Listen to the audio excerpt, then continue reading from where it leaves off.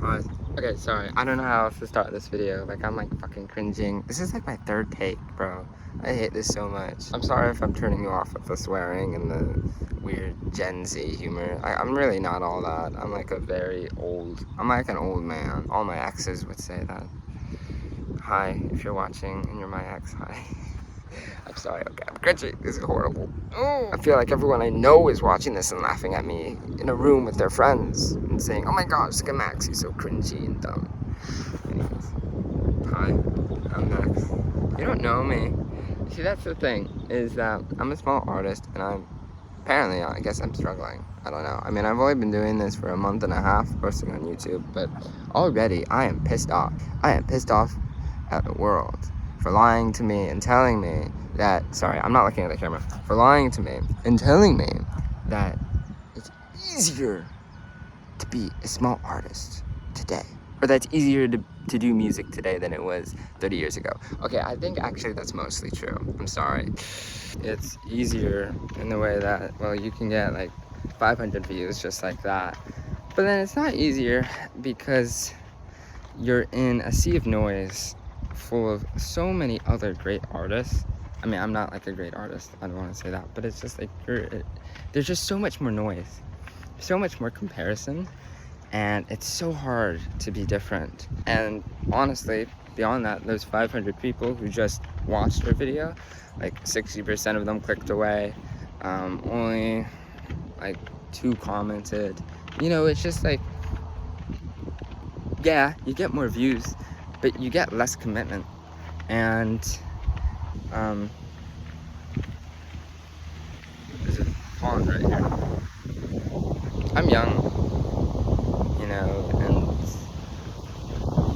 I'm fairly lucky to be young. The music industry is very ageist. Although it's kind of weird, you think a lot about the current pop stars right now. A lot of them are older. And a lot of them are from like 10 years ago that are still making music, like Taylor Swift, Bruno Mars, Lady Gaga. Like, these are people who you wouldn't think would still be around, I guess, but they are. I mean, of course they are. They're really good, you know. But it's like, I don't know. I know I want to get famous. And I know that's kind of cringy and weird and like, who cares? Like, who are you? You know, I don't have the social proof to kind of say that statement and not come off as pretentious. But I know it's what I want. And I've learned, at least from my classes, that being honest about what you want helps you in life. I forgot the word, dissonance, yeah.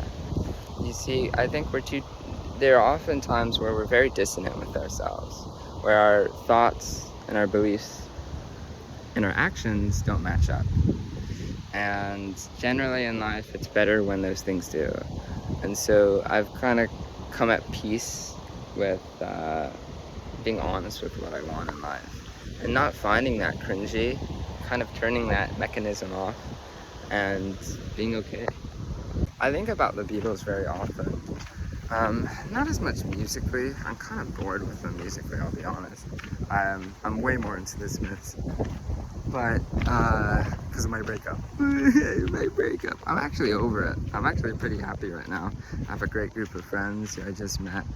But anyways, what was I gonna say? Oh, there's someone walking here. Gotta turn it off. Well, the thing about the Beatles is that they got, sorry, I don't want to be caught like doing this, bro, with my phone. I'm gonna be losing karma actively. I'm losing karma actively right now, bro. There's someone probably watching the game. I'm so stupid right now.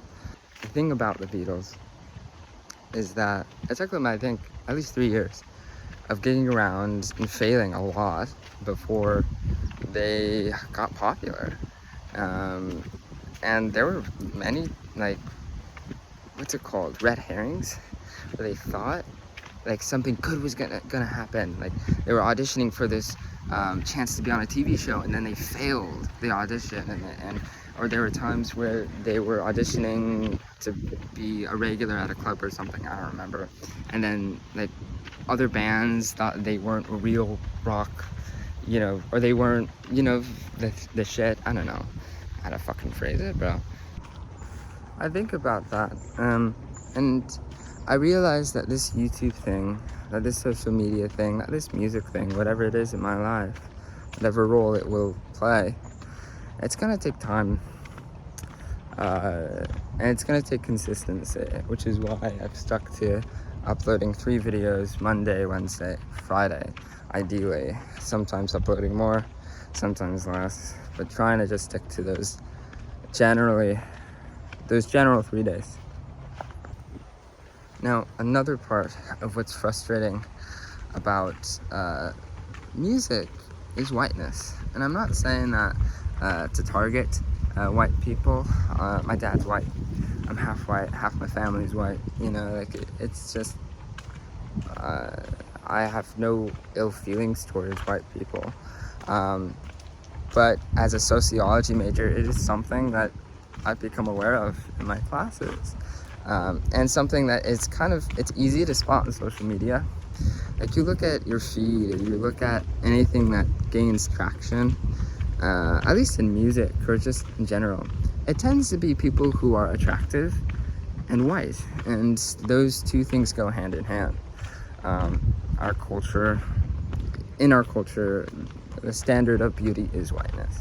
Like there's no denying that. The kinds of couples that get romanticized tend to be white, where the man is taller and the woman is shorter, and there's that, you know, those gender roles are at play. And you know, it's like I'm not blind or stupid to that. I'm very aware of it, actually. And so that's a huge factor. And you know, and also you think of the countless videos of like very attractive women playing guitar, and it's like they literally, you know, they have their shit out, bro. I'm not gonna deny not knowing that. It's like, it's so obvious what's happening, and I'm not blaming these women or calling them dumb or anything at all. I'm just saying, like, this is what I observe about what gets traction, and it frustrates me. You know, of course it frustrates me. And it feels frustrated I feel frustrated for other people, because they don't get the traction they deserve. Anyways, what's really depressing is AI music, and also the feeling that what hasn't been done before, you know, trying to sound special, trying to make the music sound different. It's damn near impossible at this point, I feel, at least. And that's why I think kind of this idea of what Jeff Buckley said, shaping sound, getting very general with your music so that you're willing to use any sound to convey any emotion.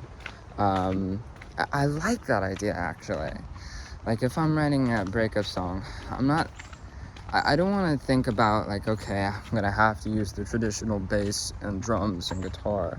Like, I want to kind of start thinking about, like, okay, I'm going to just generally think, like, what does it sound like to go through a breakup?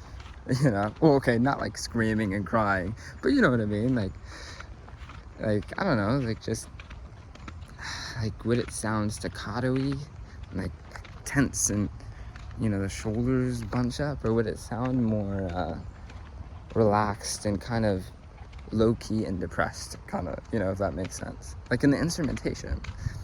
So, I don't know, that makes me feel better. It actually makes me more excited about making music. Just, you know, it's kind of like a feeling of, it's just you and the art, and you're not really thinking about anyone else. You're not thinking about, oh, is this gonna get any views? You're just thinking about the music. I don't know. It sounds pretentious, and it's definitely been said before, but I think that's kind of what I want to end off with. Okay, I'm going back to society now, and I gotta be quiet, bro. I feel so cringy. Probably lost karma, bro. Fuck, bro. Oh my gosh. Sorry, I feel like someone heard me.